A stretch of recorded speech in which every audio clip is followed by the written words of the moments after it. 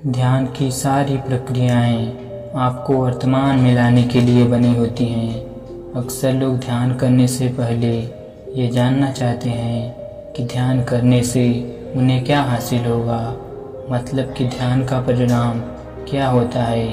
ये गौर करने की बात है कि ये सवाल जो उसके मन में उठ रहा है ये भविष्य की चिंता का ही रूप है, क्योंकि ध्यान तो अभी करना होता है लेकिन उसका परिणाम हमेशा भविष्य में मिलता है। और इसी तरह हमारा मन कहीं न कहीं भविष्य या अतीत की चिंताओं में घिरा रहता है, और ध्यान हमारे मन और मस्तिष्क को भविष्य और अतीत से खींचकर वर्तमान में लेकर आता है। और जब हमारा मन एक बार वर्तमान का मजा चख लेता है तो उसे वास्तविक आनंद का अनुभव होता है। एक इंसान की पूरी जिंदगी अगर 2 शब्दों में समाहित की जाए तो वो 2 शब्द होंगे सुख और दुख। ये सुख और दुख मिलकर एक ऐसा चक्र बनाते हैं, एक ऐसा गोला बनाते हैं, एक ऐसा पहिया बनाते हैं कि इंसान जिंदगी भर उस पहिए में गोल गोल घूमता रहता है। और उस गोले में चलते चलते कभी वो दुख को पार करके सुख में पहुंच जाता है, लेकिन उसे उस वक्त ये नहीं पता होता कि ये सुख का गोला भी घूमकर फिर से दुख में लेकर आएगा। और इसी चक्कर में फंसकर आदमी का पूरा जीवन निकल जाता है। लेकिन अगर आप एक बार इस चक्र को समझ लेते हैं कि सुख और दुख दोनों एक ही गोले के 2 सिरे हैं, चाहे हम सुख से शुरुआत करें या फिर दुख से, आखिरकार हम दूसरे कोने पे ही पहुंचेंगे। अगर ये बात हमारा मन स्वीकार कर लेता है तो ही इंसान इस चक्र से बाहर निकलने के बारे में सोचना शुरू करता है। और इससे बाहर निकलने का एकमात्र तरीका है ध्यान, क्योंकि सुख और दुख हमेशा अतीत और भविष्य से जुड़े होते हैं और ध्यान हमें वर्तमान के आनंद से अभिभूत कराता है। आज की जो कहानी मैं आपको सुनाने वाला हूँ वो आपको सुख और दुख के चक्र से निकालकर वर्तमान के आनंद की एक झलक प्रदान करेगी। इससे पहले कि आप इस कहानी में खो जाएं, इस चैनल को सब्सक्राइब जरूर कर लें। एक बार की बात है, एक नौजवान युवक बुद्ध के पास आता है और उनसे कहता है कि हे बुद्ध, क्या आप मेरे एक सवाल का जवाब देंगे? बुद्ध ने मुस्कुराते हुए कहा कि पूछो, क्या पूछना है? इसके बाद उस युवक ने कहा कि हे बुद्ध, मेरी उम्र अभी बहुत ज़्यादा नहीं है, लेकिन मैं बहुत परेशान रहता हूँ, बहुत दुखी रहता हूँ। मैं आपसे ये जानना चाहता हूँ कि मेरे जीवन में अभी से इतने दुख हैं तो मेरी ज़िंदगी तो अभी बहुत बाकी है। क्या मेरे जीवन में दुख बढ़ते ही रहेंगे? क्या इन दुखों से छुटकारा पाने का कोई रास्ता नहीं है? ये सुनकर बुद्ध कहते हैं कि कहाँ हैं तुम्हारे दुख?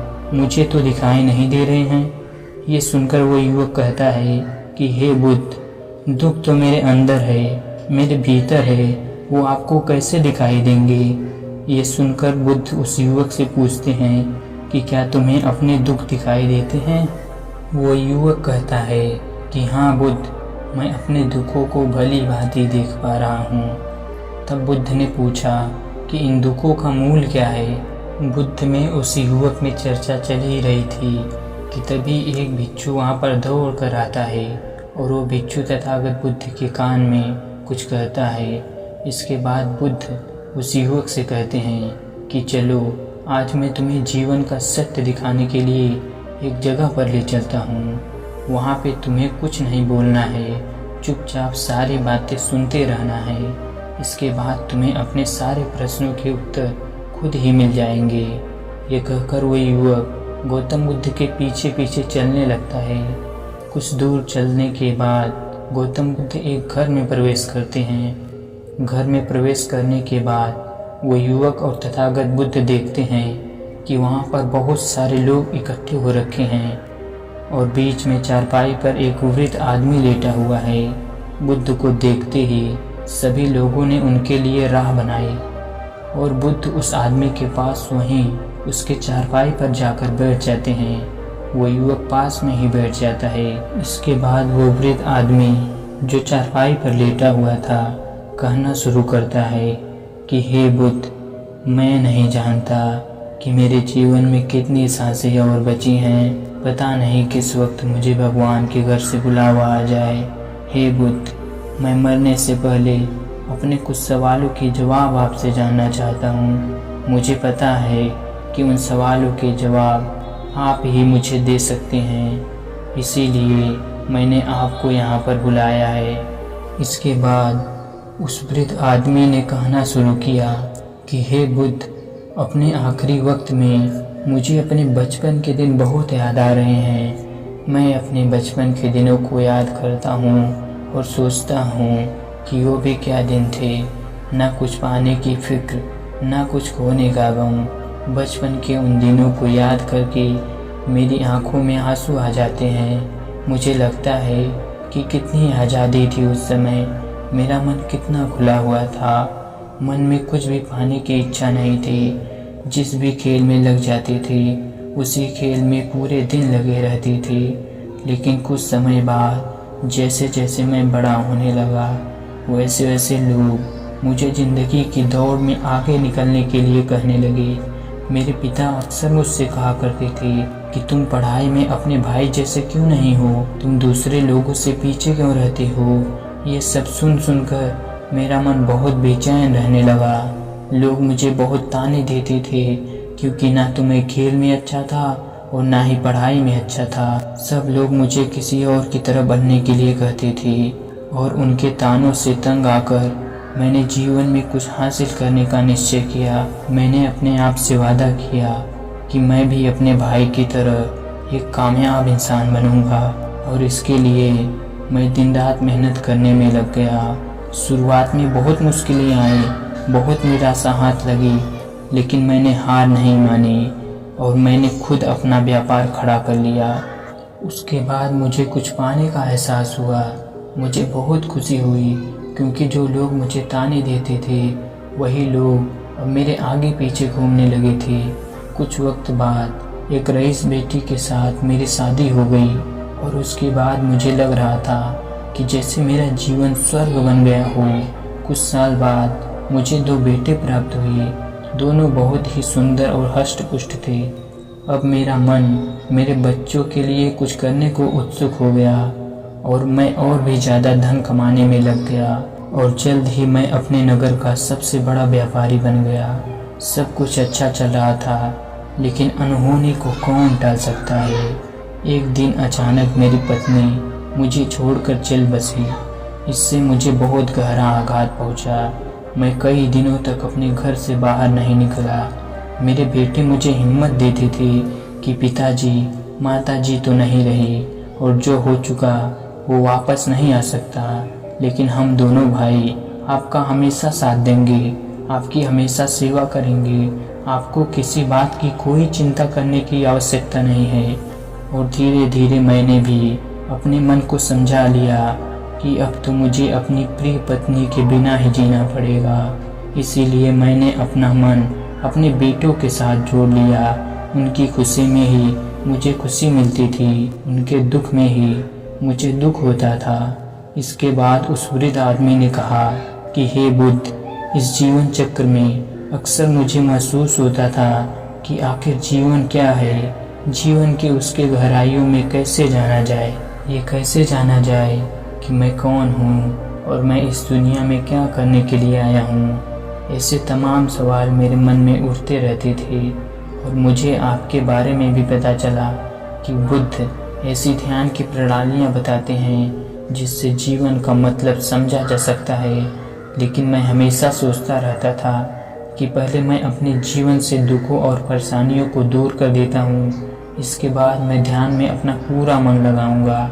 और यही सोच सोच कर मैं कभी ध्यान नहीं कर पाता था। धीरे धीरे वक्त बीतता रहा और आखिर में उम्र ढलने के बाद मैं बीमार पड़ गया। वैसे मेरे जीवन में कोई कमी नहीं रही। मेरे बेटों ने मेरा अच्छा साथ दिया। मैंने जीवन में बहुत कुछ हासिल भी किया, लेकिन अब मैं अपने जीवन में अगर पीछे मुड़कर देखता हूँ तो मुझे एहसास होता है कि मेरे बचपन के दिन ही सबसे प्यारे दिन थे। तब उस वृद्ध आदमी ने बुद्ध से पूछा, मैं चंद घड़ियों का मेहमान बचा हूँ, ये मैं जानता हूँ, लेकिन क्या आप मुझे कुछ ऐसा सूत्र बता सकते हैं जिससे कि मैं सुकून से मर सकूं, मेरे मन के सारे सवाल जवाब शांत हो जाएं और मैं जीवन का असली मतलब समझकर मर सकूं। ये सुनकर बुद्ध ने कहा कि हर इंसान को बचपन के दिन प्रिय क्यों होते हैं, क्योंकि उस समय उसको कोई भी चिंताएं नहीं रहती, वो आज़ाद रहता है, उसके मन में कोई लालसा नहीं होती, वो जिस काम में भी लग जाता है उसी काम में मग्न हो जाता है। लेकिन जैसे जैसे इंसान की आयु बढ़ने लगती है वैसे वैसे उसकी इच्छाएं, उसकी कामनाएं दिन पर दिन बढ़ती जाती हैं और इसीलिए अक्सर इंसान भविष्य की तैयारियों में लगा रहता है या फिर अतीत के बारे में सोचता रहता है और वो वर्तमान में जीना भूल ही जाता है। और वहीं अगर हम किसी छोटे बच्चे को देखें तो उसके लिए कोई भविष्य या कोई अतीत नहीं होता, उसके लिए बस वर्तमान होता है और इसीलिए वो वर्तमान में पूरा आनंदित होकर रहता है। तुमने अपना पूरा जीवन अपनी कामयाबियों, अपने बेटों, अपनी पत्नी और अपने भविष्य की योजनाओं में ही बिता दिया और तुम हमेशा यही सोचते रहे कि पहले मैं अपने जीवन को व्यवस्थित कर लेता हूँ और उसके बाद सत्य की खोज करूँगा, उसके बाद ध्यान करूँगा। लेकिन हम ये भूल जाते हैं कि कल कभी नहीं आता, भविष्य की योजनाएं कभी पूरी नहीं होती।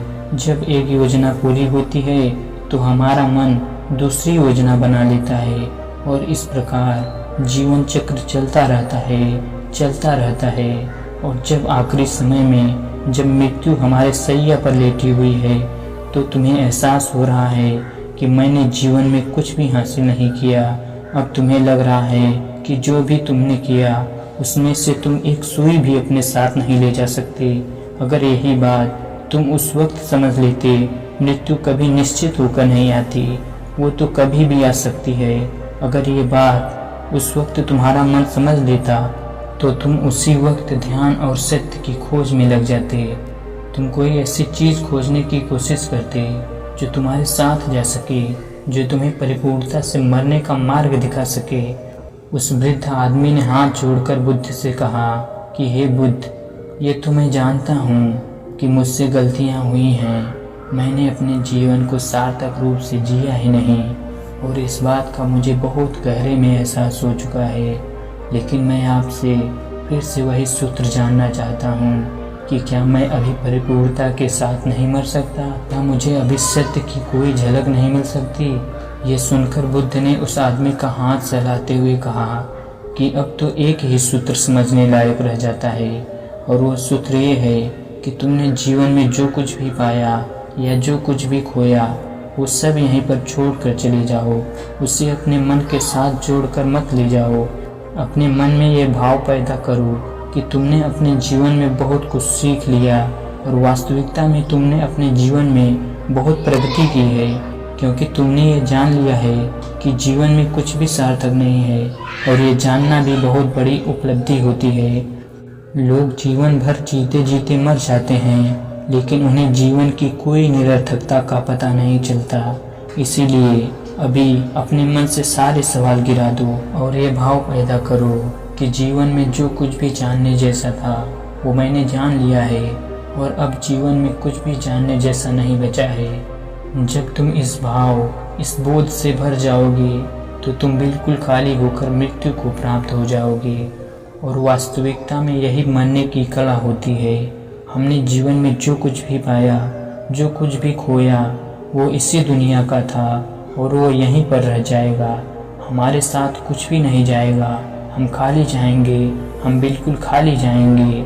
और जो लोग अपने मन से बिल्कुल खाली होकर जाते हैं, वास्तव में उनके अंदर ज्ञान का दीप जल जाता है और वो आगे चलकर दूसरे जन्मों में उस निर्वाण की स्थिति को प्राप्त कर सकते हैं।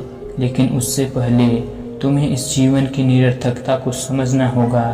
यहाँ पर कुछ भी पाना या कुछ भी खोना कोई मायने नहीं रखता। इसके बाद बहुत देर तक उस वृद्ध आदमी ने कोई सवाल नहीं पूछा और वो मुस्कुराते हुए मृत्यु को प्राप्त हो गया। इसके बाद बुद्ध ने उस नौजवान युवक से पूछा कि क्या तुम्हें अपने सवालों का जवाब मिले, और मिले भी तो तुम्हें क्या जवाब मिले, सभी को बताओ। उस युवक ने कहा कि हे बुद्ध, मुझे अपने सवालों के जवाब मिल गए हैं। इस वृद्ध आदमी के जीवन चक्र से मैं समझ गया हूँ कि जीवन में कुछ भी पाने जैसा नहीं होता। सुख हो या दुख हो, सब कुछ पीछे रह जाता है, और अगर हम इसी चक्र में फंसे रह जाएंगे तो हम सत्य को कभी नहीं जान पाएंगे। इसीलिए जीवन में सुख और दुख तो चलते ही रहेंगे, इसके साथ साथ चलते हुए ही हमें सत्य की खोज करनी पड़ेगी। लेकिन बुद्ध, मेरे मन में अब भी एक सवाल बाकी है जिसका जवाब जानना सबके लिए बहुत ज़्यादा ज़रूरी है। मेरा सवाल है कि मैं ध्यान की यात्रा करने के लिए बहुत प्रेरित हुआ हूँ, लेकिन मुझे कोई मार्ग नहीं पता ध्यान कैसे किया जाता है, कि ध्यान की सभी प्रक्रियाएं तुम्हें होश में लाने के लिए ही बनी हैं, तुम्हें वर्तमान में लाने के लिए ही बनी हैं। अगर तुम किसी भी काम को पूरे उपस्थिति के साथ, पूरे एकाग्र भाव से अपने आप को पूरा इकट्ठा करके कर सकते हो तो तुम ध्यान में ही होते हो। लेकिन हमारा ध्यान इधर उधर भटकता रहता है। अपना काम करते करते वर्तमान में रहने के लिए मैं तुम्हें एक छोटी सी विधि बताता हूँ, जिसके जरिए तुम अपना काम भी कर सकते हो और ध्यान को भी समझ सकते हो। जब भी तुम चलते फिरते हो, उठते बैठते हो, सिर्फ अपनी सांसों पर ध्यान लगाना शुरू करो। सांस किस नाक से आ रही है, किस नाक से जा रही है, नाक के कौन से कोने से टकरा रही है, सिर्फ तुम उसके साक्षी भर हो जाओ। सिर्फ उसको देखते रहो। कुछ भी काम कर रहे हो, चल रहे हो, फिर रहे हो, खाना खा रहे हो, सिर्फ अपनी सांस पर ध्यान लगाओ। और ये करते वक्त तुम्हें महसूस होगा कि तुम्हारा दिमाग, तुम्हारे विचार तुम्हें इधर उधर ले जाते हैं, लेकिन थोड़ी देर बाद तुम्हें फिर से होश आएगा कि तुम्हें अपने सांसों पर ध्यान लगाना है, और तुम्हारा ध्यान फिर से सांसों पर टिक जाएगा।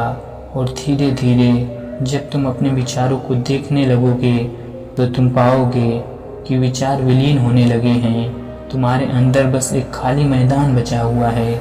सारे सवाल जवाब विलीन हो चुके हैं। इसके बाद बुद्ध ने कहा कि सांसें जो होती हैं वो वर्तमान में चलती हैं, ना ही वो भविष्य में चलती हैं, ना ही अतीत में चलती हैं। वो वर्तमान होता है, वही वर्तमान स्थिति होती है।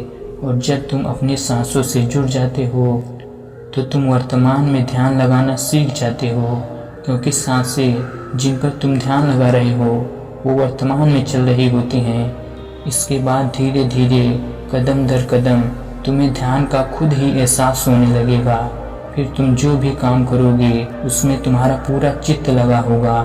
तो शुरुआत वहीं से करो जहाँ पर तुम हो। यहीं से अभी से अपनी सांसों को पकड़ना शुरू कर दो। तो दोस्तों, कैसी लगी आपको ये कहानी कमेंट सेक्शन में ज़रूर बताना, और अच्छी लगी तो इस चैनल को सब्सक्राइब करना मत भूलना। तो मिलते हैं अगली कहानी में, तब तक के लिए अपना ख्याल रखें।